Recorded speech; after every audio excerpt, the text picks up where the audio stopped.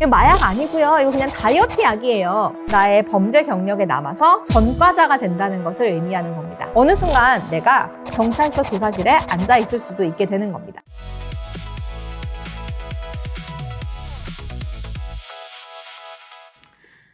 여러분 안녕하세요. 서아람 변호사입니다. 이야기를 시작하기 전에 여러분께 질문 하나를 드려볼 건데요. 자, 누군가 여러분에게 체중 1kg, 아니 체지방 1kg를 빼게 해줄 테니 돈을 내라고 한다면 여러분 돈을 내실 건가요? 얼마까지 내실 수 있나요? 만원? 10만원? 100만원? 터무니없는 소리로 들린다고요? 주사 한 대당 40만원에 육박하는 마운자로 5mg 4개들이 한 팩이 지금 품귀 사태를 일으켜서 사고 싶어도 사지 못한다고 전국에서 난리가 났습니다. 이런 걸 보면 이 돈과 체지방의 교환은 의외로 우리 주변에서 흔히 볼 수 있는 개념입니다. 사실 불과 20년 전까지만 해도 사람들은 살을 빼기 위해서 이렇게까지 노력하지는 않았습니다. 그런데 지금은 어떤가요? 아침에 일어나자마자 우리 공복 체중을 재죠. 식당에 가면 음식의 칼로리를 확인합니다. 밥 한 공기를 먹고 죄책감을 느끼고요. 거울을 보면서 뱃살을 만져봅니다. 자, 휴대폰을 켜면 온갖 다이어트 영상들이 나오고요. SNS에 접속하면 몸매 좋은 사람들이 몸매를 과시하는 사진들이 나옵니다. 쇼핑몰에 접속하면 어떻죠? 모델 사진들은 전부 다 바짝 마른 사람들입니다. 유튜브 알고리즘은 여러분에게 끊임없이 속삭입니다. 2주 만에 10kg 감량, 연예인 누구누구 다이어트 비법, 먹으면서 살 빼는 방법, 한 달 만에 인생 역전. 자, 우리 사회에서 이제 다이어트는 단순한 건강이나 외모의 문제가 아닙니다. 돈의 문제, 취업의 문제, 사랑과 연애, 결혼의 문제, 자존감의 문제가 됐습니다. 그리고 나아가 생존의 문제까지 되기도 합니다. 특히 SNS를 하는 사람들, SNS를 통해 돈을 벌거나 뭔가를 추구하는 사람들에게는 이 몸매 문제가 더욱 중요한데요. 좋아요 수, 조회수, 팔로워 수, 광고 계약, 협찬 모든 것이 외모와 연결이 됩니다. 그래서 사람들은 점점 더 마르려고 합니다. 예전에는 비만이 아니면 됐었는데요. 사람들은 보통 표준 체중을 계산할 때 키에서 100을 빼고는 했습니다. 저도 제가 초등학생일 때 신체 검사를 하기 전에 아이들이 너 키 몇이야? 거기서 100 빼봐. 그럼 표준 체중이야 라고 말했던 게 아직도 기억이 나거든요. 지금은 이 공식이 적용되지 않습니다. 요즘은 뼈말라라는 말이 유행하는데요. 이 뼈말라가 되려면요. 자기 키에서 120을 빼야 이 뼈말라 체중이 나온다고 합니다. 그러니까 키가 160cm인 성인 여성이라면 40kg 이하여야 이 뼈말라를 달성할 수가 있다는 겁니다. 쇄골은 튀어나오고 갈비뼈는 눈에 보여야 하고 허벅지 사이에 틈이 벌어져야 하는 게 이 뼈말라의 조건이라고 하는데요. 현대인들은 뼈말라가 되기 위해서 마치 미션을 수행하는 전사들처럼 열심히 운동하고 식단을 하고 필라테스를 하고 PT를 받고 주사를 맞습니다. 자, 그런데도 원하는 만큼 빠지지 않으면 어떻게 될까요? 그때부터 사람들은 점점 더 강한 방법을 찾기 시작합니다. 바로 각종 보조제와 어떤 SNS에서 떠도는 비밀스러운 약인데요. 그러다가 어떤 사람들은 결국 넘어서는 안 될 선을 넘어가게 됩니다.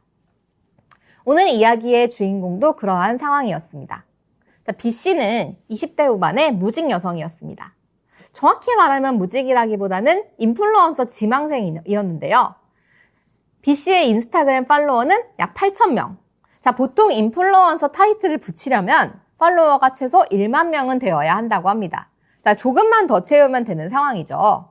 B씨는 자신의 일상을 사진과 영상으로 찍으면서 종종 아르바이트로 인터넷 쇼핑몰 피팅 모델을 하고 있었습니다. 그녀의 모든 삶이 철저하게 숫자로 규정됐습니다.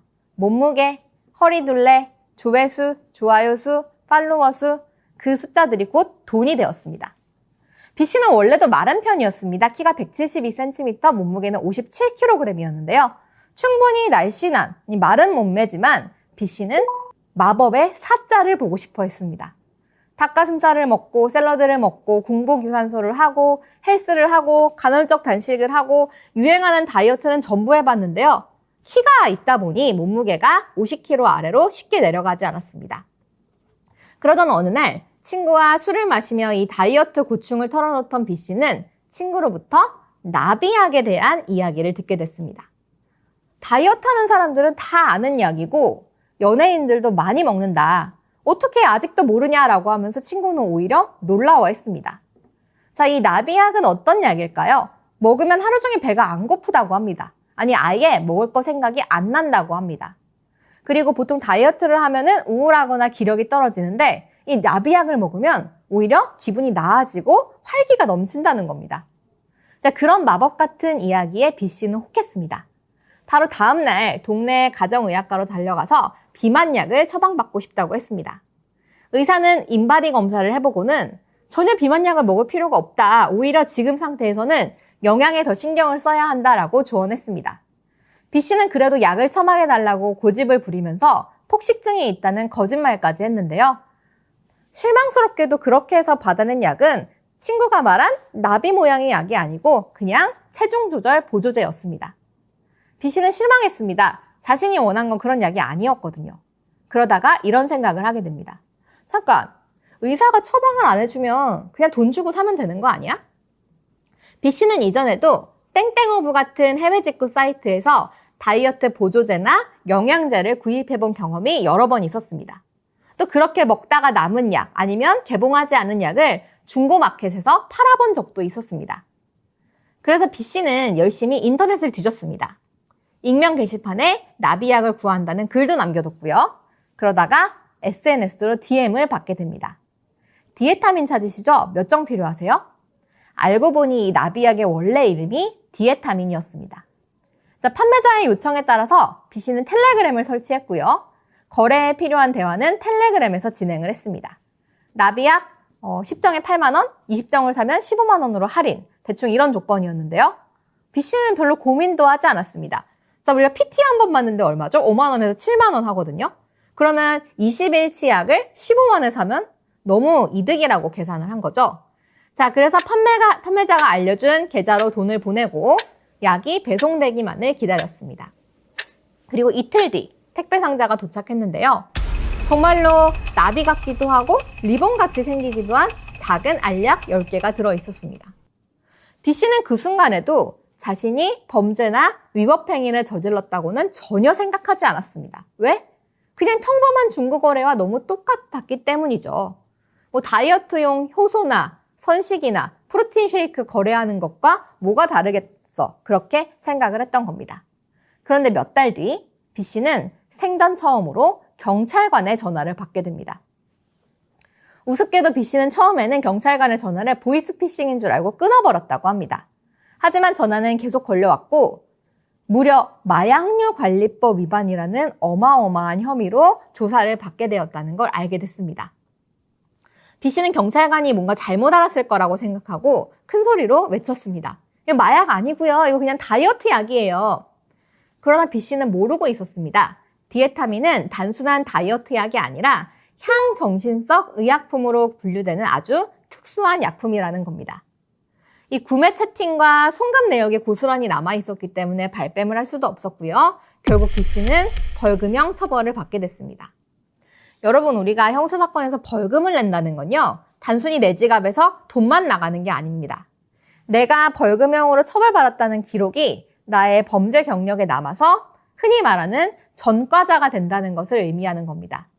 이렇게 무분별한 다이어트 약 구매가 평생의 꼬리표로 남아버린 겁니다. 우리나라의 마약류 관리에 관한 법률에서는요, 마약류를 크게 마약, 향정신성 의약품, 그리고 대마로 구분합니다. 이 중에 향정신성 의약품이란 거는 인간의 중추신경계에 작용해서 오용하거나 남용할 경우에 인체에 위해를 일으킬 수 있는 그런 물질들을 의미합니다. 쉽게 말하면 우리의 기분, 각성 상태, 수면, 식욕, 집중력 같은 것에 영향을 미치는 그런 약물들입니다. 향정신성 의약품이라고 해서 많은 분들이 생각하는 것처럼 필로폰, 코카인 이런 불법 마약만 들어가는 것이 아니고요. 병원에서 정상적으로 처방받는 약 중에서도 이 향정신성 의약품으로 분류되는 약이 상당히 존재합니다. 문제는 이러한 약들이 반드시 의사의 진단과 처방이라는 통제 아래서 사용되어야 한다는 점입니다. 이 대표적인 향정신성 의약품으로 디에타민의 주성분인 펜타민이 있고요. 그 외에도 ADHD 치료제인 메틸페니데이트 계열 약물이 있고요. 또 일부 수면제인 졸피뎀이나 아니면 불안장애 치료제인 알프라졸람, 로라제팜 같은 것들이 있습니다. 많은 사람들이 병원에서 처방받아서 복용을 하는 약들이지만요. 그렇다고 해서 이 약을 내가 거래하거나 남에게 나눠줘도 되는 것은 절대 아닙니다. 디에타민의 경우 기본적으로는 식욕 억제제이지만 이 펜타민 성분이 중추신경계를 자극해서 식욕을 감소시키는 방식으로 작용하기 때문에 향정신성 의약품으로 지정이 되어 있습니다. 그래서 의사는 환자의 체질량 지수와 건강 상태를 고려해서 처방 여부를 결정하게 되는데요. 식약청 기준에 따르면 BMI 기준 30 또는 BMI 기준 27 이상이면서 비만으로 인한 각종 질환을 앓고 있는 환자에 한해서 처방을 하게 되어 있습니다. 그리고 하루 한 알, 4주 단위로 최장 12주까지만 처방할 수가 있습니다. 즉, 고도비만도 아닌데 다이어트 목적으로 받을 수는 없다는 겁니다. 불법인지 몰랐다라는 말은 통하지 않습니다. 법원 중에 법의 무지는 용서되지 않는다라는 말이 있는데요. 고의와 인식이 있어야 처벌되는 범죄가 있는가 하면 예를 들어 음주운전, 마약처럼 불법인 줄 알았든지 몰랐든지 무조건 처벌받는 종류의 범죄들도 있습니다. 사기만 하고 먹지는 않았다라는 말도 통하지 않습니다. 종종 사람들은 투약한 사건만 처벌이 된다고 생각하지만 실제 마약류 관리법에서는요. 수입하는 행위, 매수하는 행위, 수수하는 행위, 소지하는 행위, 보관하는 행위, 투약하거나 양도하거나 알선하는 행위가 전부 처벌 대상입니다. 법은 이 마약류를 이 세상에 존재하게 하는 그리고 마약류가 이 세상에 돌아다니게 하는 행위 자체를 아주 위험하다고 여기기 때문입니다. 아니 의사가 나한테 처방을 해줘서 내가 이걸 약국에서 사서 먹는 거나 친구가 처방받은 약을 나한테 하나를 줘가지고 내가 그걸 나눠 먹는 거나 뭐가 다르겠나 싶겠지만 법적으로는 엄청난 차이가 있습니다. 자, 그래서 이 향정신성 의약품과 관련해서는요. 일단 의사 처방 없이 구매를 해서는 절대 안 되고요. 자신이 처방받은 약을 다른 사람에게 판매하거나 무상으로 제공해서도 안 됩니다. 또 인터넷이나 SNS를 통해서 이 약물의 거래를 알선하거나 중개해서도 안 되고요. 해외에서 구매해서 국내로 반입하는 행위도 금지되어 있습니다. 그리고 흔히 말하는 대리 처방, 타인 명의로 처방을 받아서 약을 확보하거나 여러 병원을 돌아다니면서 중복 처방을 받는 이른바 병원 쇼핑 행위도 하셔서는 안 됩니다. 특히 최근에는 이 각종 SNS를 통해서 다이어트 약뿐만이 아니라 ADHD 약도 거래하다가 입건되는 경우가 늘어났는데요. 이 약물은 원래 ADHD 환자 치료를 위해 사용되었지만 일부 수험생이나 직장인들이 이 약을 먹으면 집중력이 높아진다, 각성된다 라고 해서 그 목적으로 구하려고 하는 경우가 생겨나고 있습니다. 그러나 다시 한번 말씀드리지만 처방받은 사람이 아닌 사람에게 약이 들어오는 순간 이것은 불법 유통이 됩니다.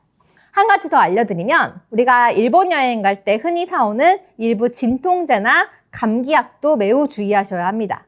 모든 일본약이 문제가 되는 건 아니지만요. 특정 제품에는 국내에서 엄격하게 관리되는 성분이 포함된 것들이 있습니다. 예를 들어 보면 생리통에 좋다고 해서 우리나라 관광객들이 필수로 사오던 이브라는 진통제가 있습니다. 굉장히 유명한 제품인데요. 이 해당 제품은 예전에는 우리나라 내부에 반입하는 게 합법이었습니다. 그런데 이 이브 안에 들어있는 특정 성분이 문제가 돼서 2025년도부터 국내 반입이 금지되었습니다. 그런데 이 사실을 모르는 많은 관광객들, 특히 여성 관광객들이 여전히 일본 가면 이브는 꼭 사와야지. 그러다가 단속되어 처벌을 받기도 하는데요. 물론 초범에 한해서 기소유예를 받는 경우도 있지만 마약류 범죄는 점점 형량이 올라가고 있기 때문에 앞으로는 기소유예의 비율도 줄어들 전망입니다. 감기약이나 배탈약은 편의점에서도 파는데 약을 꼭 약국에서만 사야 되나? 그게 다 약사들이 돈 벌려고 하는 거 아닌가? 그런 부정적인 생각을 하시는 분이 계실지도 모르겠습니다. 그러나 의사가 진료를 하고 처방전을 작성하고 그 처방전으로 약사가 다시 약을 지어서 판매하는 과정은 우리가 생각하는 것보다 훨씬 복잡한 법률 관계가 얽혀 있습니다. 의료법, 약사법, 마약류 관리법, 그리고 해외약의 경우에는 관세법까지도 연결이 되는데요. 약은 단순한 물건이나 제품이 아닙니다. 휴대폰처럼 중고거래하는 물건이 아니고요. 특히 처방약은 더더욱 그렇습니다.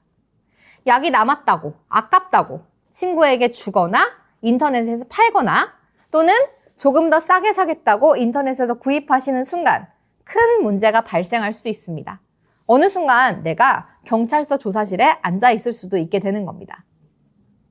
다이어트 물론 진짜 힘듭니다. 저도 평생 몸무게와의 전쟁을 벌여온 사람으로서 먹어도 살 안 찌는 아니면 살 빼주는 약이 있다고 한다면 제일 먼저 달려가서 구매를 할 것 같습니다. 그러나 그 절박함과 절실함이 어리석은 선택으로 이어져서는 안 됩니다. 최근 관세청 자료를 보면요. 해외 우편과 특성화물을 이용한 마약류의 반입이 지속적으로 증가하고 있습니다. 특히 SNS를 통한 국내 유통이 급격히 증가하고 있어서요. 수사기관에서도 예전보다 훨씬 적극적으로 이 약물 유통을 단속하고 있습니다. 그래서 더 이상 사각지대는 없다고 생각하셔도 됩니다. 자, 오늘 영상을 마무리하면서 여러분께서 꼭 기억해 주셨으면 하는 부분이 있습니다. 병원에서 처방해주는 약은 꼭 병원에서, 약국에서 살 수 있는 약은 꼭 약국에서 사시라는 겁니다. 아주 간단하고 쉬운 원칙이지만 이 원칙이 여러분을 또 여러분의 가족을 안전하게 지켜줄 겁니다. 친한 사람이 어디서 공부 잘 되는 약, 살 빠지는 약, 직구하는 약 이런 거를 얘기하면서 이 화제를 입에 올린다면 반드시 이것을 말려주세요. 여러분의 한마디가 누군가의 인생에 전과자 낙인이 찍히는 걸 막아줄 수도 있습니다. 지금까지 서아람 변호사였습니다. 시청해주셔서 감사합니다.